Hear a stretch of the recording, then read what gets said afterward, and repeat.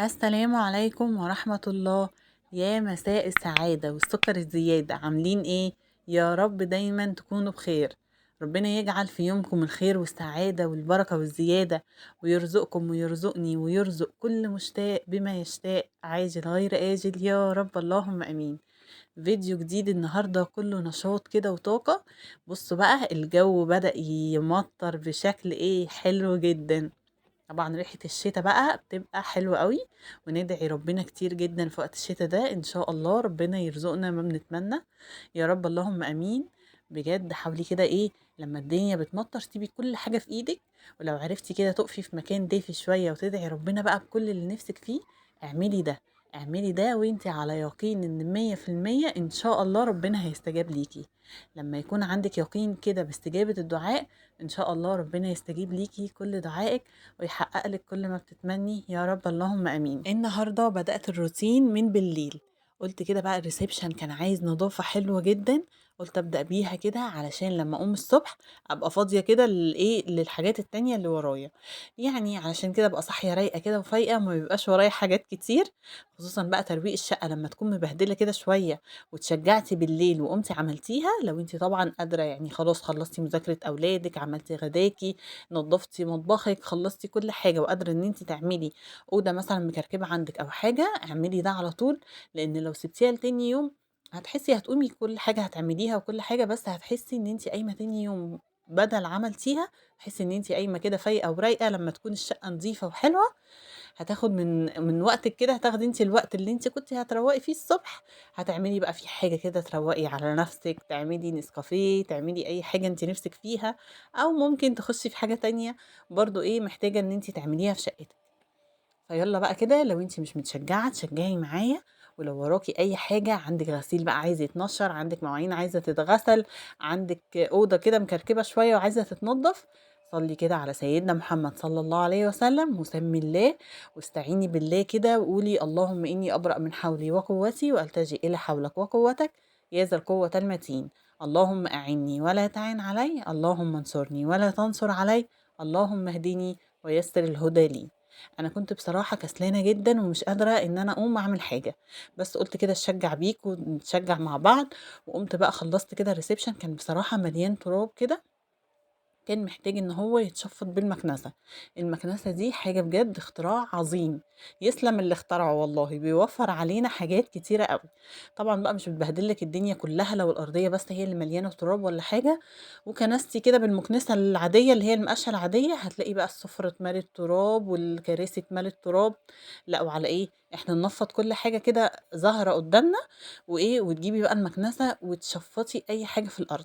بس الأول تنفضي طبعًا الكراسي، تمسحي مثلًا ترابيزة، تمسحي الحاجة اللي هي إيه محتاجة إن هي تتمسح كده شوية، عشان الدنيا بقى لمّا تخلص كده كلها مرة واحدة، ويبقى الجو نضيف كده معاكِ، وتبقى إيدِك على طول في الشقة علشان ما تتكركبش علينا، لإن كده إحنا اللي هنعملها في الآخر.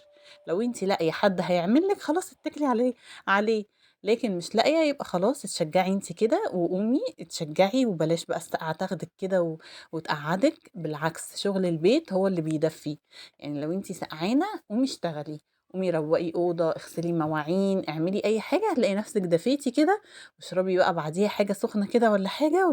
لو إحنا بالليل خشي نامي بعدها، هتحسي إن أنتِ نايمة مرتاحة جدًا، إن الشقة بتاعتِك نضيفة والمطبخ بتاعِك نضيف، وما عندكيش أي حاجة تاني يوم تقومي تعمليها ولا أي حاجة.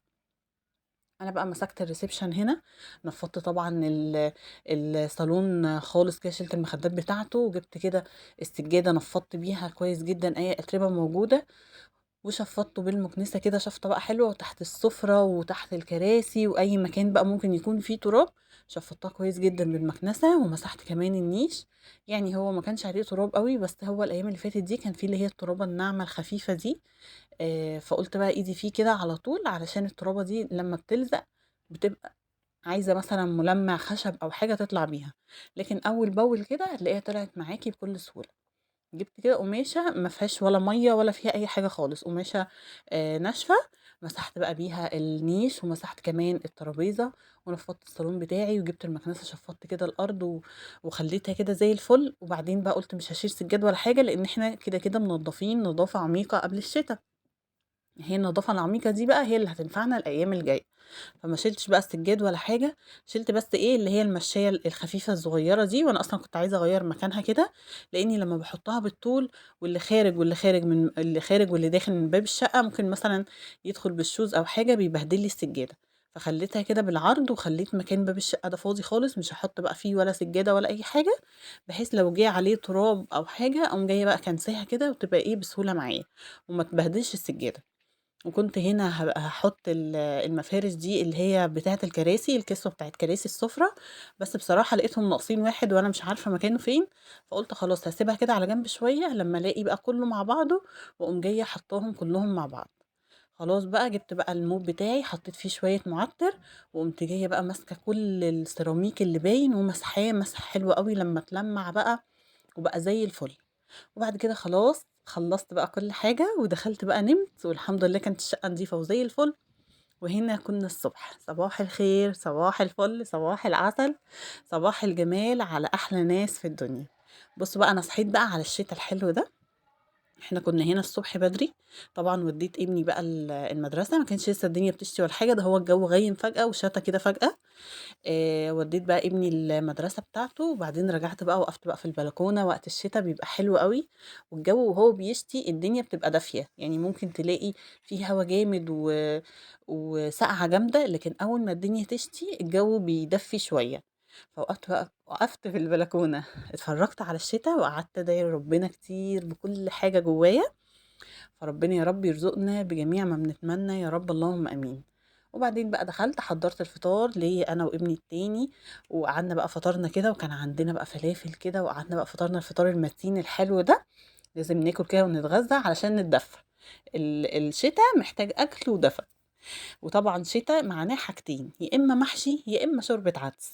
فبما إن بقى كان عندي فرخاية حلوة كده كانت ماما هي اللي باعتاها لي، بصراحة كان طعمها عسل وسكر، كانت جميلة أوي. قُلت بقى دي محتاجة محشي، خصوصًا في الشتا اللي إحنا فيه ده. خلاص بقى طلّعت كان عندي الحمد لله ورق كرنب متفرّز في الفريزر بقى له فترة كبيرة جدًا، وكنت خايفة أطلّعه يكون اللي هو جلدع كده شوية أو حاجة، بس والله ما حصلّوش أي حاجة خالص. لو أقول لكم إن الورق ده عندي من رمضان اللي فات، كنت مفرّزاه علشان أعمله في رمضان وما عملتوش، قُلت بقى أطلّعه المرّة دي كده وأجرّبه وإن شاء الله يطلع حلو، بس بصراحة طلع حلو جدًا. والله يعني لمّا تيجي تفرّزي الكرنب ورق الكرنب، ابقي حُطّي في المَيّة اللي أنتِ بتسلقي فيها الكرنب شوية سُكّر وشوية كمون وشوية ملح صغيّرين، الحاجات دي هتحافظ عليه ومش هتخلّيه كده يجلدع ولا مهما تسوّيه إن هو يشِد معاكِ في الأكل. جِبت بقى الفرخة الحلوة دي، طبعًا هي كانت مغسولة وزي الفل، ماما كانت عاملاها كده كانت زي الفل، بس برضه إيه، عِدت عليها كده شطفتها كده بشوية مَيّة وملح وكده، وبعدين بقى تبِّلتها بالبصل، جِبت حبّة يعني شوية بصل حلوين، فرمتهم في الكبة وحطيت عليها ملح وفلفل أسمر. وعملتها بقى من برّه ومن جوّه، وحشيت ما بين الجلد، وعملت كل حاجة فيها كده وكتّفتها، وقُمت جاية بقى حاطة مَيّة مغلية على النار علشان إيه، أنزّلها فيها على طول. أنا بدأت كده كنت باعمل برضه التغذية بتاعة المحشي، بس برضه حطيت المَيّة كده تغلي معايا، لإن أنا كنت محتاجة إن أنا أعمل الأكل كلّه مع بعضه، فطبعًا أنا محتاجة الشوربة علشان أسوي المحشي، فكان لازم أخلّص الفرخة الأول. خلاص أنا هنا المَيّة أهي جنبي مستنية إن هي تغلي، فحمّرت بقى من نفس البصلة اللي عملتها للفراخ، كانت بقى إيه كلّه مع الكبة كده مرّة واحدة، شِلت بصل بقى علشان إيه المحشي، طبعًا حمّرت البصلاية وبصلاية المحشي عشان تاخدي تغذية حلوة وطعمها حلو ويكون كده لون الصلصة غامق، إنِّك تغمّقي البصلة، كل ما تغمّقي البصلة كل ما هتدّيكِ نتيجة حلوة أوي والصلصة كده هتطلع إيه غامقة معاكِ فتحمّر لِك المحشي وتخلّيه طعمه حلو جدًا. وتحطي بقى شوية توم، شوية بقى فلفل أسمر، شوية بابريكا، البابريكا برضه بتخلّي لون الصلصة حلو جدًا، شوية كمون، البهارات بقى اللي أنتِ تحبيها حطيها، أنا باحب أوي أحط كزبرة ناشفة، فلفل أسمر وشوية كمون والبابريكا وسِنّة شطة كده بُساط وخلاص على كده، وباقلّبهم كده مع بعض وباسيبها بقى إيه تتسبِّك بقى زي ما هي كده لغاية ما تتقل شوية وخلاص. كانت المَيّة اللي أنا حاطاها للفراخ غلت، كنت حاطة فيها بصلاية وطماطماية وورق لوري وحبهان، قُمت جاية بقى حاطاها بس لقيت الحلة دي صغيرة شوية، فحطيتها في حلة أكبر شوية، وقُمت جاية بقى حاطة إيه، عليها الفرخة، واحضّر بقى بقية حاجات المحشي، انا بحب قوي احط للمحشي بصل صحيح، مش بستكفي بس بالبصل اللي انا حطاه في التسبيكه، لا بحب احط فيه بصل ني، بيديله طعم حلو جدا. وطبعا تكتري خضره المحشي وتحطي الرز وتحطي بقى التسبيكه. بصوا هنا التسبيكه لونها حلو ازاي، محمره كده ولونها كان حلو جدا. بقلبهم كده مع بعض، وبرضو بتدوقيهم لو محتاجين بقى بهارات تاني، محتاجين ملح، بتحطي بقى زي ما انت عايزه. في ناس بتحط في المحشي مرقه، اللي هي مرقة الدجاج، بس انا بصراحة مفضلش بقى في المحشي. انا بحب المرقة وبحطها في اكلات كتير، لكن مش بحب احطها مع المحشي. خلاص بقى، وما ننساش كمان شوية زيت كده محترمين، عشان الرز بتاع المحشي يطلع مفلفل كده ويطلع حلو معاكي مش معجن. وخلاص بقى كده الخلطة خلاص خلصت، حطيت لها كل حاجة. اوعي تنسي حاجة، لان اي مكون هتنسيه في خلطة المحشي هتلاقيه مغير طعمه وهتلاقيه مش طالع حلو معاكي. يلا بقى كده نسمي الله ونصلي على سيدنا محمد ونستغفر ربنا كتير، عشان حبة المحشي الصغيرين دول يخلصوا معانا كده بسهولة ويسر. أهم حاجة وانتي قاعدة كده مش وراكي أي حاجة، بتلفي محشي، بتغسلي مواعين، بتعملي حاجة، اذكري ربنا كتير علشان الوقت يعدي معاكي بسرعة، وهتكوني أخدتي حسنات كتير إن شاء الله.